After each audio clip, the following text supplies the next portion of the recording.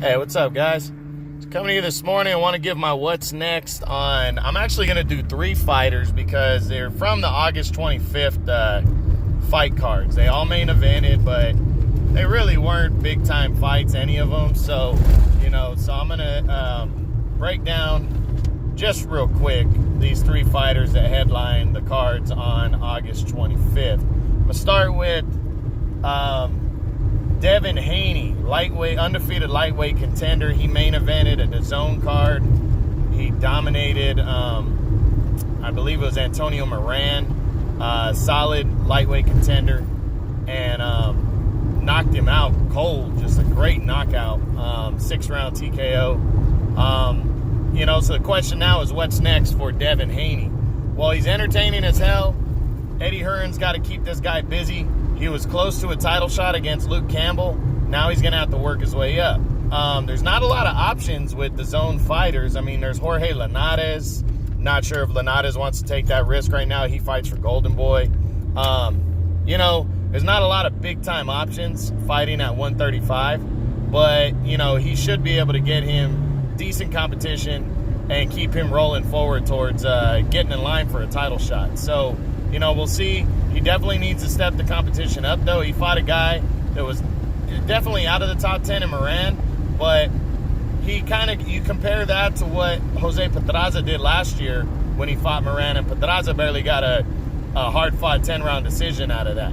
Now, that led to Pedraza getting a title shot a couple months later, so you kind of have to compare those fights. Haney looked way better than Pedraza against a similar opponent.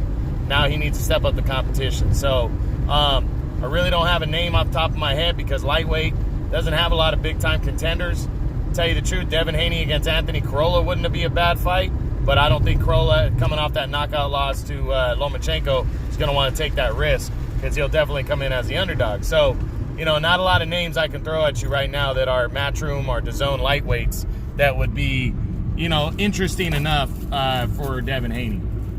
So that's it on him. Next up, we're going to look at actually 2 fighters. We're going to look at the main event from the Fox Sports 1 card on the 25th of May was Austin Trout and Terrell Gausha that ended in a controversial split draw. So, this fight, from what I read, again, I did not watch this fight. From what I read, Gausha outworked him, seemingly won the fight for most people. And, what that tells me is Trout, he's at that age now. He's either going to retire, or he can retire, or he's going to be the gatekeeper now of the division. Kind of makes sense because Ishe Smith, the last gatekeeper, has now retired after getting knocked out against Erickson Lubin earlier this year. So now, Austin Trout, what's next for him? Again, gatekeeper status now. He could try to get a rematch with Gausha. He said he wanted it. Gausha says he wants nothing to do with it. Other options. Erickson Lubin is a good option. He said he'd fight Austin Trout next and he'd knock his ass out. So, Austin Trout, does he want to go down that road? He might want to. But this division is kind of all chewed up right now because of upsets and guys getting hurt.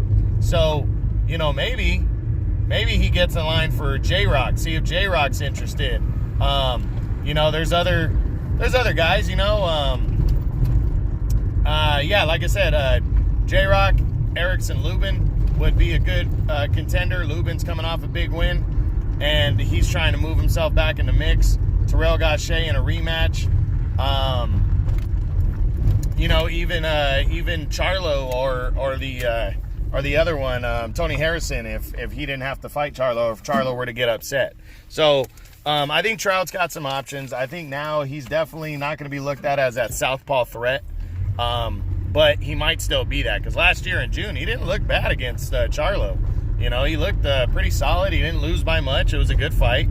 But that kind of tells you how good is Charlo really. So, Austin Trout should be the gatekeeper going forward. And now, what's next on Terrell Gausha?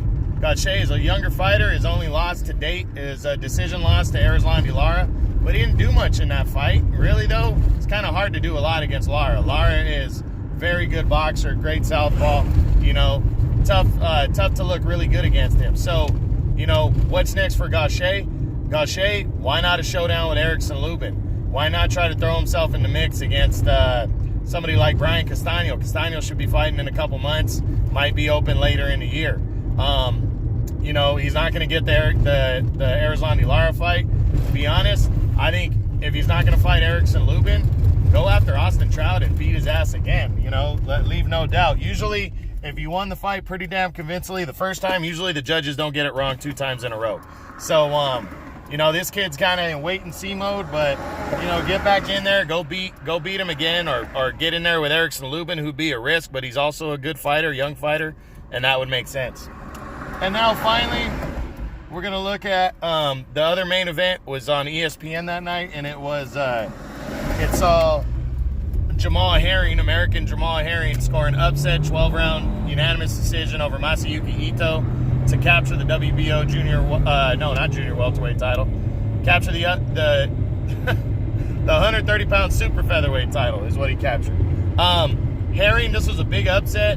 It was a good unanimous decision. He really boxed well and proved that he's legit. Now, people were hoping for a unification bout with Miguel Berchelt, but Berchelt looked at Herring and said he was bored. He was sitting in the crowd. He said he was bored and that he wants to focus on big fights like Lomachenko or Gervonta Davis next. So does that mean he's going to fight him? Is Bob Arum going to pressure him to fight him? Kind of got in wait-and-see mode. But Jamal Herring's a pretty talented fighter. And you know what? There's not a lot of options for top-ranked ESPN guys at 130, but why not face a guy that Berchelt just knocked out in Mickey Roman? I think Roman would fight him. You know, there's veterans out there that might roll the dice on a fight with Herring if he wanted it, and I think that's what he should be doing. Or make a mandatory. So, just got to wait and see, but Herring, pretty talented. Excuse me. And looked pretty solid, and we'll see what he does next. So those are the what's next guys: Terrell Gausha, Austin Trout, Jamal Herring, and Devin Haney. Hope you enjoyed. True Boxing, been hit with the truth.